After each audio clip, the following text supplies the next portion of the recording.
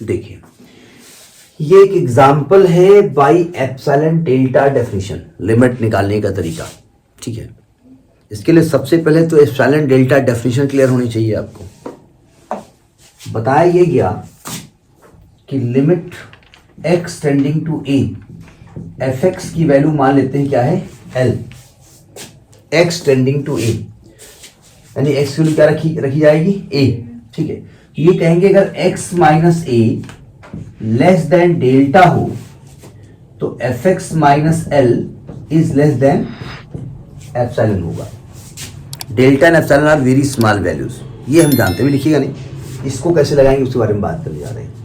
कहना ये चाहते हैं कि भाई ये पॉइंट ए है जिस पर लिमिट निकाली है किसी कर्व की, ठीक है, और इस कर्व की निकाली है, और कर्व की जो वैल्यू है फंक्शन की वो लिमिट कितनी आ रही है, यहाँ पर एल आ रही है। ए पॉइंट पर लिमिट कितनी आ रही है, एल आ रही है। ठीक है, हमने एक पॉइंट एक्स माना है ना, तो माने एक पॉइंट ये आ गया, एक पॉइंट ये आ गया, तो अगर ये डिफरेंस बहुत स्मॉल है तो ये इस पॉइंट पर लिमिट ये आ रही है, तो ये डिफरेंस भी बहुत स्मॉल होगा। ये डिफरेंस डेल्टा है तो ये डिफरेंस एप्सिलॉन होगा, और दोनों डिफरेंस कितने होंगे, वेरी वेरी वेरी स्मॉल। ठीक है, तो हम यहाँ करेंगे ये डेल्टा हम मान के चलेंगे स्मॉल है, ऑलमोस्ट जीरो कह सकते हैं डिफरेंस वेरी स्मॉल। हम डेल्टा मान के चलेंगे और एप्सिलॉन की वैल्यू डेल्टा के टर्म में हम लिखेंगे। ठीक है, लेकिन एप्सिलॉन आपको निकालना पड़ेगा, आपको एज्यूम करना पड़ेगा, वहाँ सिचुएशन देख करके बताना पड़ेगा। ठीक है, तो जरा समझने की कोशिश करो कि ये क्वेश्चन लगते थोड़ा टेक्निकल तरीके से, स्टूडेंट को थोड़ा सा रोए खड़े हो जाते हैं इस क्वेश्चन को लगाने में। ठीक है, जरा समझने की कोशिश करो, हम क्या करने जा रहे हैं, क्या निकालना है हमको नहीं मालूम। पहले हम एक चीज़ लिख रहे हैं और हम जानते हैं कि उसमें कौन कौन सी स्टेप्स जरूरत पड़ेगी। ये जिन स्टेप्स की जरूरत पड़ेगी वो स्टेप अभी हम नहीं निकालेंगे, क्योंकि पहले हमको बताना पड़ेगा ना कि देखो हमने कहा था ना जरूरत पड़ेगी, देखो पड़ गई जरूरत, हमने कहा था कि कर लो ऐसा। जैसे आपको रास्ते में कहीं जा रहे हैं और कुछ सामान आप घर से पैक करके ले जाते हैं, मम्मी ने कहा पैक कर लो, काहे के लिए, क्या जरूरत है, तो देखा पता चला कि वहाँ पर जरूरत पड़ गई, तब उन्होंने कहा था हमने, इसीलिए मैंने कहा था कि पैक कर लो, तुम तो बहस कर रही थी। तो अभी किन किन चीज़ों की ज़रूरत है हमको नहीं मालूम, जब ज़रूरत पड़ेगी तब हम बताएंगे कि देखो हमने कहा था। ठीक है, ज़रा समझने की कोशिश करो, सावधान। ये फंक्शन एफ एक्स वाई है, ये कैसा है, एफ एक्स वाई है, और इसकी लिमिट क्या है, 3 है। भाई ये लिमिट एक्स, ये ऐसा क्वेश्चन है ना, एक्स टेंडिंग टू, एक्स की आदत पड़ी है तो हर बार में एक्स ही निकलता है, X tending to A comma B F x Y बराबर एल, यानी ये क्या लिखा हुआ है, एल लिखा हुआ है। ठीक है, डेफिनेशन ये कहती है कि इफ, देखो ये पॉइंट आपने लिखा एक्स कामा वाई और ये पॉइंट है 1 कामा 2, यानी एक्स का 1 से डिफरेंस और वाई का इससे डिफरेंस, इन दोनों पॉइंट के बीच का डिफरेंस क्या होगा, एक्स माइनस 1 का whole square plus Y minus 1 का होल स्क्वायर। ये तो करा, दोनों पॉइंट के बीच का डिफरेंस है ना, आप अलग अलग पॉइंट ना सोचिए, इन दोनों पॉइंट के बीच का डिफरेंस कितना होगा, डिफरेंस बोले तो डिस्टेंस, डिस्टेंस बिटवीन 2 पॉइंट क्या होगा। अरे यार जल्दबाजी, तो क्या कर रहे हो,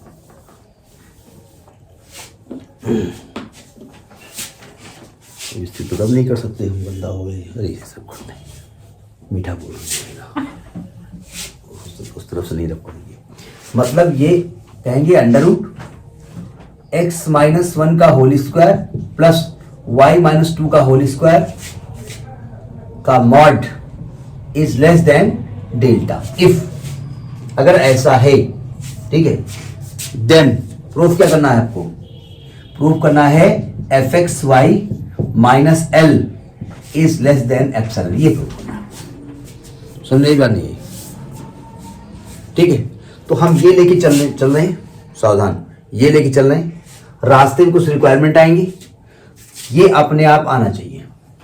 ठीक है, तो taking LHS, taking left hand side, जो हमें जरूरत है वो यहीं पर निकालना चाहिए था हमको, लेकिन इस वाले क्वेश्चन में हम निकाल नहीं रहे क्योंकit हमको नहीं मालूम क्या जरूरत है। ठीक है, एलएचएस हम क्या लेके चल रहे हैं, mod of f x Y minus l आ रहा है इसमें, mod of f x y मतलब 7x माइनस 2y और माइनस एल मतलब 3, ये लेस देन क्या होना चाहिए, एप्सिलॉन। ठीक है, जरा सावधान, आपको जरूरत इस इक्वेशन की पड़ने वाली है, तो आप इसको किसी भी तरीके से x -1 और y -2 के टर्म में लाने की कोशिश करो। अब किस तरीके से करने की कोशिश करेंगे, सावधान, या तो आप 3 को इस तरीके से चेंज करो, इस 7 कॉमन ले लें तो ब्रैकेट में x -1 बच जाए, या तो आप किसी एक को एडजस्ट करो अपने आप। हम ऐसा करते हैं 7 और x की जगह लिख देते हैं x -1, कोई दिक्कत, वो अपने आप लिख देंगे। जी हाँ, अपने आप लिख देंगे और +1 कर देंगे, कोई दिक्कत। ये लेस देन साइन होना चाहिए, ये हमको देखना है। लेस का साइन तो है ही नहीं, लेफ्ट हैंड साइड ही नहीं, इसमें लेस देन कहां से लगा दें। और ये जो लिखा है -2y -3 लिखा है, तो कोई दिक्कत नहीं, दिक्कत तो देखिए इसको खोलो, x -1 को 7 के साथ लिख दो, रिक्वायरमेंट आपकी है ना, x -1 की रिक्वायरमेंट है, और +7 -2y -3 is equal to 7x -1। ये क्या लिखा हुआ है, 2y -4 लिखा हुआ है, तो अगर मैं -2 कम ले लूं, 2y +4 लिखा हुआ है, 2y +4, अच्छा +7 -3 क्या होगा, तो अंदर y -2 बचेगा। अब देखो इस तरीके से एडजस्ट हुआ कि नहीं हुआ, हो गया ना। लिखते जाओ, खुद आप करते जाइए, समझते जाना। देखिए इसको एक क्वेश्चन नंबर स्टार डाल दो, कुछ डाल दो, क्या जरूरत है, कुछ भी डाल दो, और इक्वेशन नंबर 1 इसको डाल दो, ये तो पड़ा हुआ है इक्वेशन 1, जरूरत पड़ेगी हमको। अच्छा, अब इस मॉड को हटाएं कैसे, तो हमने पढ़ा है as we know that, as we अंदर प्लस हुआ ना, नो दैट है, प्लस लिख दो, इसको आप डाइड कर दिया ना आपने, आप इसको इधर कन्वर्ट करो, ये माइनस का 2y प्लस का 4 है, तो माइनस का 2 लाने के लिए क्या करेंगे, +2 कॉमन लेंगे। अगर +2 कॉमन लेंगे तो y निगेटिव नहीं हो जाएगा।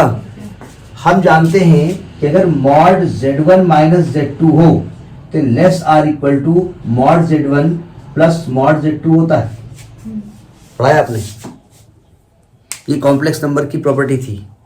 ट्रायंगुलर इनइक्वालिटी में 2-3 प्रॉपर्टी पढ़ाई गई हैं आपको, तो इसका इस्तेमाल कर दें क्वेश्चन नंबर स्टार में, इस तरफ नहीं करेंगे, हमको जरूरत पड़ेगी, हम इसी में सब करते जाएंगे। सो बाई इक्वेशन स्टार, इस ये क्या लिखा हुआ है, ये लिखा है मॉड 7x -1 -2 xy -2, इसको आप लेस आर इक्वल टू, देखो ध्यान से, मॉड 7x -1 और प्लस मॉड 2y -2 लिख सकते हैं। हमने क्या किया है, इस इक्वेशन का इस्तेमाल कर लिया है। इस इक्वेशन को लिखना चाहो तो लिख दो, या लिखेंगे using this result, using this result in equation star, हमने इसका इस्तेमाल कर लिया। ठीक है, अब इसको इक्वेशन नंबर डाल दो 2, अब इसका इस्तेमाल आपको करना है। ठीक है, अब आपको मॉड x -1 चाहिए, रब कर लें। हाँ। अब मॉड आपको x- ये लेस किसके होना चाहिए था, एप्सिलॉन के, ये देखना लेस वाला साइन तो आ गया। अब ये सिद्ध कर दें ये एप्सिलॉन के बराबर होगा, तो इसके लिए आपको इसकी जो है हेल्प लेनी पड़ेगी, यहीं से आप काम चलाएंगे। जरा सावधान, कुछ लोग डायरेक्ट लिख देते हैं कि भाई ऐसा होता है, जाओ, लेकिन डायरेक्ट आप नहीं लिखेंगे। और जब एप्सिलॉन निकालते हो तो एप्सिलॉन की वैल्यू डेल्टा के टर्म में क्या होगी लिखनी पड़ती है आपको, सावधान। जरा यहां देखिए, एज x -1 चाहिए पहले ना, कोई 7 से कोई मतलब नहीं, 7 बाहर आ जाएगा भाई, हम इसको ऐसे कर सकते हैं, लेस आर इक्वल टू 7 बाहर हो जाएगा, मॉड x -1 प्लस 2 बाहर आ जाएगा, मॉड y -2, ऐसे लिख सकते हैं। ये क्वेश्चन नंबर 2 डाल दो, इसको कोई दिक्कत वाली बात नहीं।